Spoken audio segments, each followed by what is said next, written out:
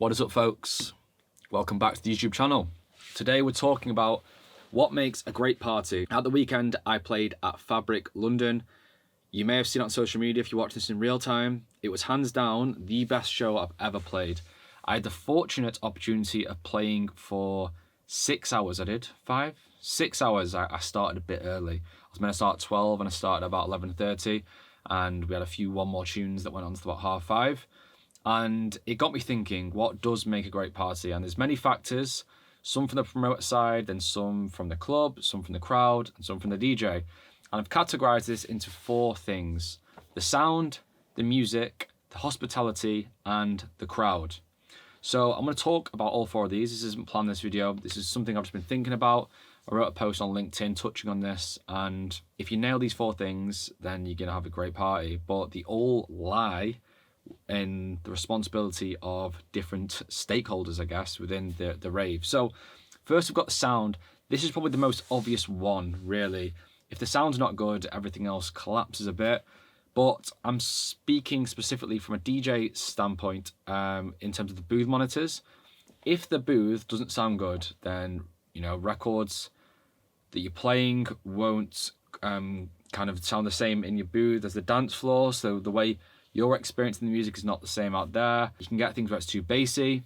It may cause a vinyl to skip. There's loads of different things. So the booth is one side, and then obviously you've got the dance floor. A common thing is that the music's too loud on the dance floor. You'll see this sometimes at raves when it's not that busy.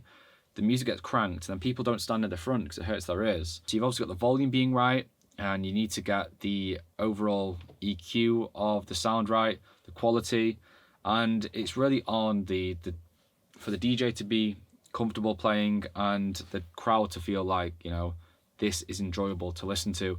So don't crank it too early is one thing. But in Fabric, I experienced booth monitors that were literally flawless, and then everyone on the dance floor said that no matter where they were stood, it was going off. Also good when, you know, when people shout and stuff, but you can still really hear the music coming through on the video. But yeah, that is the sound, and if it's right, the whole thing can be right. But moving on to the music, this is second. This is something which is my responsibility as the DJ. But if I don't know, you need to be able to read the room. And I think this is something which separates, you know, DJs, you know, the ones that can read the room and play the right thing at the right time. Admittedly, playing for 6 hours, you get the opportunity to go through peaks and troughs and really explore. But I want to link this with the crowd as well, because if the crowd don't get the music, then the whole thing can feel a bit off. But on this one, it was crazy because I'm fascinated how you can play the same order of songs in a different country, in a different club, and get a completely different reaction. Doesn't even need to be a different country. You could play literally Manchester one weekend, London the next, and play the same sequence of records and then get a completely different reaction. Like there was some other weekend that, you know, wasn't even a big track and everyone's going crazy. And then the week before, it's not like some weeks every track goes off. There's just different tracks in different environments. If it's because one guy, I don't know, starts getting the crowd going. But you've got to hope that the music you're playing is going to resonate with the crowd that came that day. And the crowd that come that day need to feel up for it. So this is something which, you know, how do we cultivate the right crowd? And this comes through your marketing message. This is like any business. If the marketing message you're putting out there isn't actually in line with the product you're delivering, then you're going to get the wrong people there. So for example, with myself and you and me, we don't try and put out too much of I call it almost diggery message. Diggery meaning like, you know, super vinyl, very underground. We want it to come across like it's going to be a proper party and it's going to be good fun. So we want the people that turn up to the party to be in line with that and expect that kind of thing. We don't want people turning up expecting it to be super kind of low energy, minimal, you know, these long parties. Ours is quite up for it, non-stop. But just to put a little asterisk in the mix, there's the video of me playing Hot Stepper, this Speed Guide remix. The video will be around here. You'll have seen it on social media. It's got like 130,000 views on Twitter now and on TikTok a lot. This isn't usual for these parties. Put it this way, lots of Patron got drank. The crowd wanted one more tune. We chose this one. Got no regrets playing it. However, it's probably not that reflective on what to expect at every You and Me party. But this supports the message of how to market the party and get the right crowd there. if you are putting out, like now, if we ran this Hot Stepper advert, it probably could go pretty viral, and we could probably get a lot of people come to our parties based on this. But then when they turn up to your party and then they go like, this isn't what we saw on social media, then they leave and then they didn't have a good time. And one of the hardest things in business is getting customers to return. If you can do that, that's how you can build a successful business. And a party, you know, it's like that. If you can get your ravers to come back each time, you start to build up this real cult, this vibe, and then they start to bring friends, and then they're similar, they like similar music, and you start to get this energy and this vibe on the dance floor. And I think that's really what we've started to get at You and Me. So yeah, so far we spoke about the sound, the music, and the crowd. And yeah, from me, I think at Fabric, I played quite, there's this sound that I'm starting to go down, not starting to go down, but it's kind of a bit wonky, but it's not dead moody house, but it's just got a bit of wonk to it. Paddy Lee, J6, I make stuff like that as well. Quite a bit of acid, you know, these wobbly sounds. Like, this seems to really be resonating.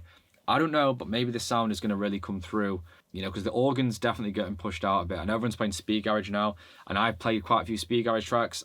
I've got a pretty good garage collection, and it's really funny seeing some people tag me in videos. Someone commented saying, like, Josh Baker playing speed garage. There's videos from me and Joshua Brooks from, like, 7 years ago when You and Me just started playing that God Shake It Up tune. So it's nothing new, it's just things come around in cycles. And what's beautiful, when you've collected records for a long time, you can bring records out of the bag and play them, you know, when it feels like it's a bit more desired by the people in the mix. So yeah, that's the music, the crowd, and the sound. And lastly, there is the hospitality, and this is mainly on either the club or the promoter's point, but the hospitality allows you to just feel comfortable. You don't have to keep looking around. If you want a drink, even if it's just water, they tell you where the toilets are. It's like when you get to the venue, it's all well done. Like Fabric, when you got there, there's an artist liaison, takes you to the DJ booth. Do you want a drink? Gets you a drink, brings your rider over. And the whole thing just feels homely. And alongside that is the sound tech as well. They come over and check that, you know, it's all set up properly. The decks are in the order you requested. There's mixers, the correct mixer, all these little things. Like, for example, for me, I like to have the Technics next to the DJ mixer. In Fabric, the CDJs were up high, which actually I really like. So yeah, hospitality is important from the DJ standpoint, but also on the dance floor, I guess. I know how annoying it is when there's a queue to get drinks. Honestly, sometimes at our parties there will be queues, and it's hard to kind of, you know, fix because part and parcel of it. But I do know as well, if you go to a nightclub and there is not huge queues, then it makes your night more enjoyable. But yeah, this is my experience of Fabric. It was incredibly enjoyable. If you've got any thoughts on the comments I've mentioned, and you know your experiences when going to a rave and what you think makes a great rave, please comment them below. If you enjoyed this kind of talking head, you know, just putting some ideas out there into the world type video, please let me know. You may notice the quality is now nice and clean. I wiped the lens. Thank you very much for watching. Like, comment, subscribe, and I will see you next time.